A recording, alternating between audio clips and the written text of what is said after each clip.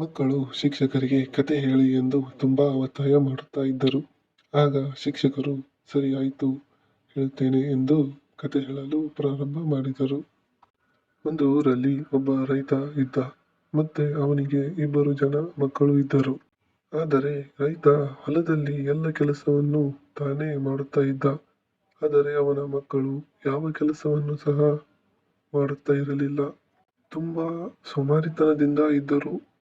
ಆದರೆ ರೈತನಿಗೆ ಅವರಿಬ್ಬರನ್ನು ನೋಡಿ ತುಂಬಾ ಕೋಪ ಬರುತ್ತಿತ್ತು ಮತ್ತು ಬೇಸರವಾಗುತ್ತಿತ್ತು.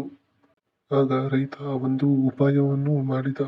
ಅವರಿಬ್ಬರನ್ನು ಕರೆದು ಅವರಿಗೆ ಹೊಲದಲ್ಲಿ ಬಂಗಾರ ಇದೆ, ಅದು ನಿಮಗೆ ಸಿಕ್ಕರೆ ತೆಗೆದುಕೊಳ್ಳಿ ಎಂದನು. ಮಕ್ಕಳು ಅದನ್ನು ನಂಬಿ ಸರಿ ಆಯಿತು ಎಂದು ಮಾರನೇ ದಿನ ಹೊಲಕ್ಕೆ ಹೋಗಿ ಉಳುಮೆ ಮಾಡಲು ಪ್ರಾರಂಭ ಮಾಡಿದರು. ಆದರೆ ಅವರಿಗೆ ಏನೂ ಸಹ ಸಿಗಲಿಲ್ಲ. ಮತ್ತೆ ಅವರು ಅವರ ತಂದೆಯ ಬಳಿ ಬಂದು ಕೇಳಿದರು, ನಮಗೆ ಹೊಲದಲ್ಲಿ ಏನೂ ಸಹ ಸಿಗಲಿಲ್ಲ. ಆಗ ಅವನ ತಂದೆ ಕಾಳುಗಳನ್ನು ಕೊಟ್ಟು, ಇವುಗಳನ್ನು ನೀವು ಎಲ್ಲಿ ಉಳುಮೆ ಮಾಡಿದಿರಲ್ಲ ಅಲ್ಲಿ ಎಲ್ಲ ಕಡೆ ಇವುದನ್ನು ಹಾಕಿ ಎಂದನು. ಮತ್ತೆ ಇದನ್ನ 3 ತಿಂಗಳ ನಂತರ ಹೊಲಕ್ಕೆ ಹೋಗಿ ನೋಡಿ, ನಿಮಗೆ ಖಂಡಿತವಾಗಿಯೂ ಬಂಗಾರ ಸಿಕ್ಕೇ ಸಿಗುತ್ತದೆ ಎಂದು ಹೇಳಿದನು. ಆಗ ಅವರ ಮಕ್ಕಳು ಹೊಲಕ್ಕೆ ಹೋಗಿ ಎಲ್ಲ ಕಾಳುಗಳನ್ನು ಹಾಕಿ ಬರುತ್ತಾರೆ.